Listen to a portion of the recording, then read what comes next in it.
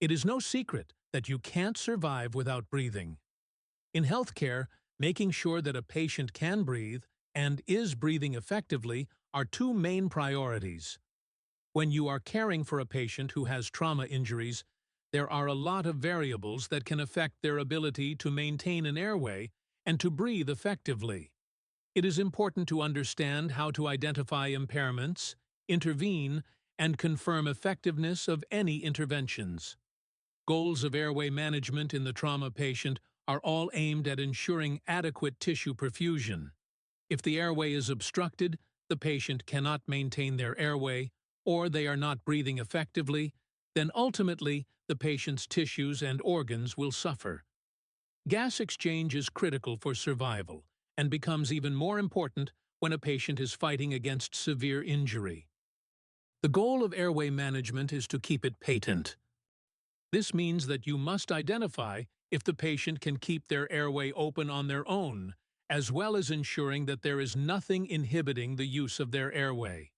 If you have identified a cause of airway impairment, you must then fix the cause or artificially support the patient's airway. Again, the main goal is to ensure air can enter and exit the airway appropriately, which will ensure tissue perfusion. Ventilation goals focus on achieving adequate gas exchange to ensure adequate tissue perfusion. Merely having a patent airway does not guarantee effective ventilation. Just as with airway assessment, it is essential to identify any factors impeding the patient's ability to ventilate. Trauma patients may present obvious issues, such as open wounds, but some injuries may remain concealed, requiring detection through methods like listening to lung sounds or observing tracheal deviation.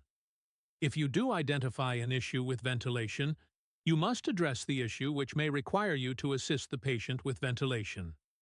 In this course, we will review the anatomy and physiology of the airway, assessment techniques specifically for trauma patients, causes of airway and ventilation impairment in the trauma patient, basic and advanced airway and ventilation management techniques, and potential complications of airway and ventilation management and how to manage those complications.